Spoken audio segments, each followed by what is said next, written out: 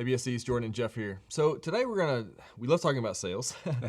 We talk about it a lot, but it's so important. And we're gonna take it maybe from a little bit different angle and just look at 4 things that are true of trying to grow your business organically. These 4 different things that are maybe part of the process that we need to be thinking about that might affect what we do and how we do it and that sort of thing. So these 4 truths, I'll just run over them quickly here. Let me read them so I get them right here. So our ideal customer profile establishes pursuit. We'll talk about that. Yep. There's no free prospect list. There ain't nothing free in this world, right? Connection takes persistence, and most buyers aren't shopping. Will be truth number 4. So this seemed kind of vague, but we'll unpack these. I think they're super relevant. So let's talk about this first one of your ideal customer profile establishes pursuit. Talk about what that is. Yeah. So it's interesting because we talk about in all of our workshops, probably half of these videos, how foundational your ideal customer profile is. But I think sometimes, and it's a fault of mine, is that doesn't necessarily mean that you won't serve somebody outside your ideal customer profile, but it does establish who you're going to pursue. And I think that's the important differentiation. So when we talk about that, I think it's important to spend the necessary time to say, what size customer are we going to serve in terms of revenue? Where are they going to be located? What type of segment are they going to be? What kind of vertical are they in? So all of these things that go into developing that ideal customer profile are important, but it doesn't necessarily mean that you're not going to serve anybody. But it does give definition to your sales effort. And it's extremely important. It almost gives you some direction to go into.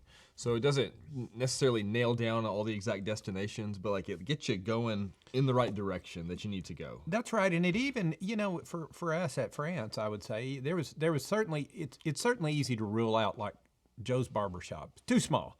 But then we're serving Bowling Green, Kentucky, where Western Kentucky University is located. I mean, to a certain degree, that's probably not in our wheelhouse either. And so, maybe large universities are out. So it gives great definition, and it's a great thing to look at every year when you're doing your planning. Got to do it. First step in the sales process. Yes, that's right. Absolutely. That's right. Yep. Okay. Yep. No, that's really good. Really good. Okay, so truth number 2, no free prospect list. I think currently we're spending like 30 grand on research tools and such. I know on the elite side we do the marketing stuff, and we spend nearly 30 grand on good research tools. But it wasn't necessarily always that way at France. So maybe talk a little bit about what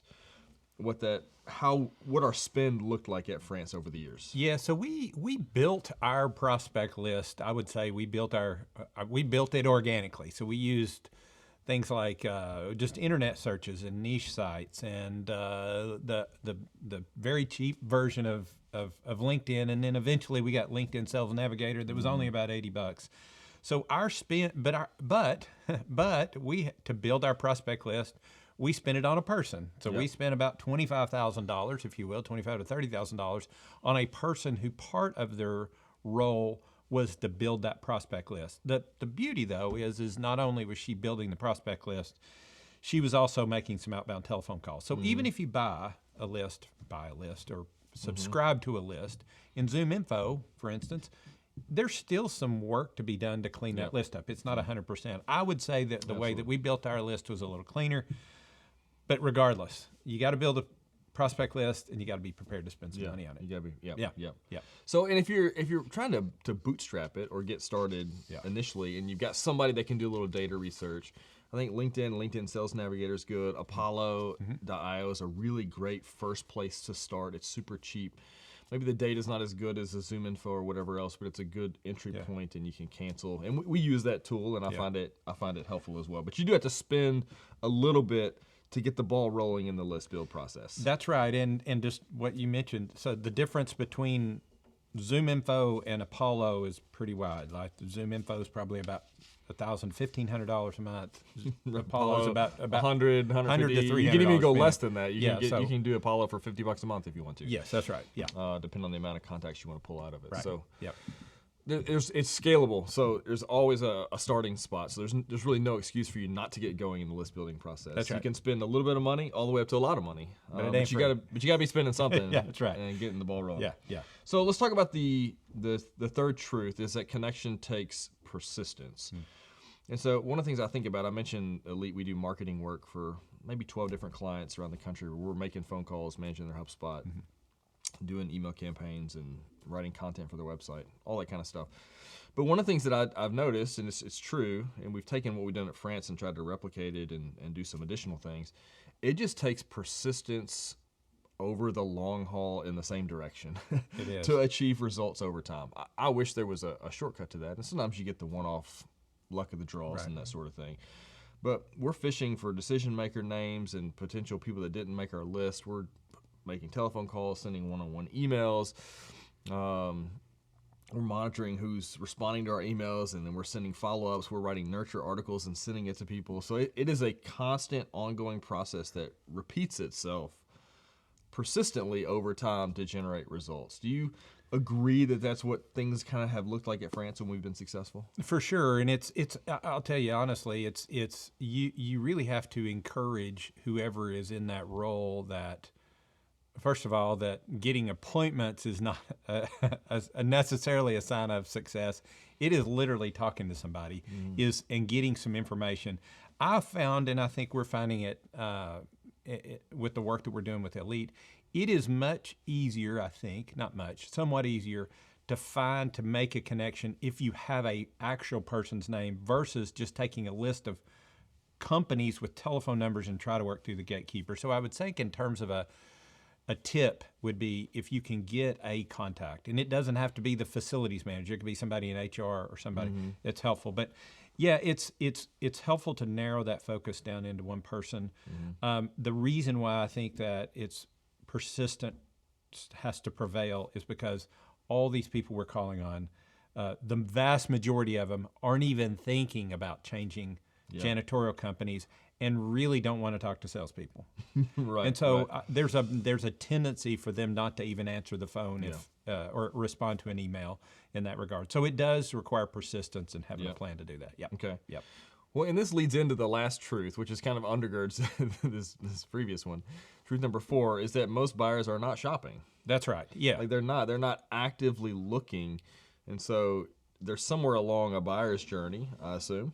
Yeah, that's right. And we're intercepting them at different points in that journey. Yeah, if you think about it, there's 3 buckets of people that we're contacting. The first bucket is somebody that has got a mandatory issue, meaning their cleaning is so bad they need to do something, or they've got a contract that's coming up for renewal, and they have to renew it. That's right. Purchasing requires it. Yeah, that's right. And there's a whole mindset and what goes into the buyer, and we won't get into that now. So that's one bucket. The second bucket is probably the most frustrating because that's somebody that's really not looking. It's like going into a store and saying, "Hey, can I help you?" And go, "No, we're just looking." You're really not buying. Right.